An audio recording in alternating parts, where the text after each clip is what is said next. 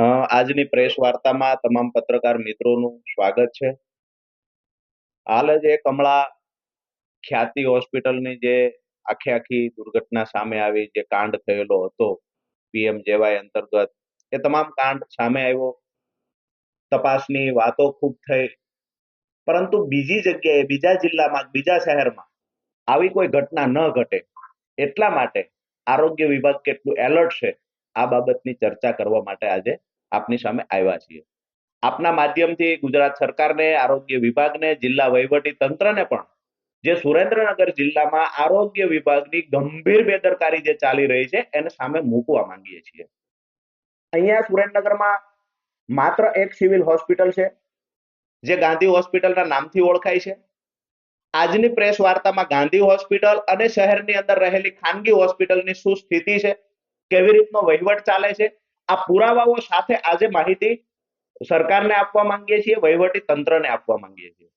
ગાંધી હોસ્પિટલની અંદર જે સિવિલ સર્જન તરીકે ફરજ બજાવતા અધિકારી છે તે પોતે એમબીબીએસ નથી, ડેન્ટિસ્ટ છે અને પોતે ચાર્જમાં છે. ત્યાં હાજર એમબીબીએસ અધિકારી લાંબા સમયથી હોવા છતાં ડેન્ટિસ્ટ શા માટે ચાર્જમાં છે, ઘણા બધા સવાલો ઉભા કરે છે.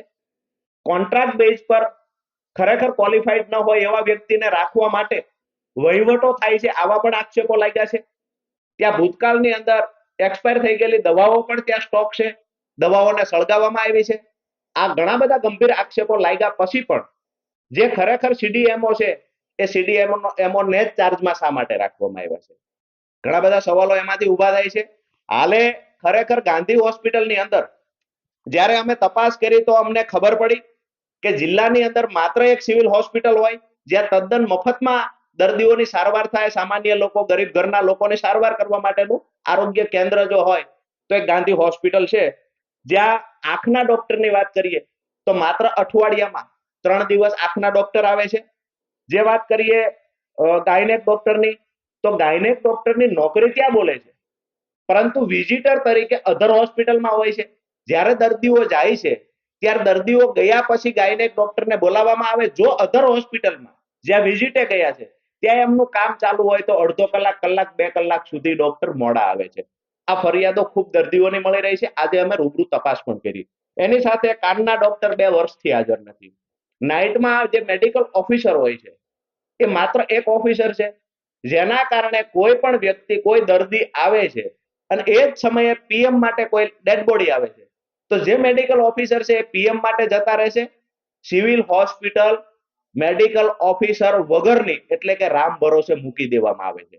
અધર વિકલ્પ તરીકે બીજો મેડિકલ ઓફિસર નથી. એટલે કે સિવિલ હોસ્પિટલની વાત કરીએ, ગાંધી હોસ્પિટલની, તો તદ્દન ઘોર બેદરકારી ગાંધી હોસ્પિટલમાં સામે આવી છે. દર્દીઓને પૂરી સારવાર મળતી નથી, પૂરતા સંસાધનો નથી, પૂરતા ડોક્ટર નથી. જે ડોક્ટરની નોકરી ત્યાં બોલે છે એ અધર જગ્યાએ પ્રેક્ટિસ કરવા માટે જાય છે, ખાનગી હોસ્પિટલોમાં પ્રેક્ટિસ કરવા માટે જાય છે.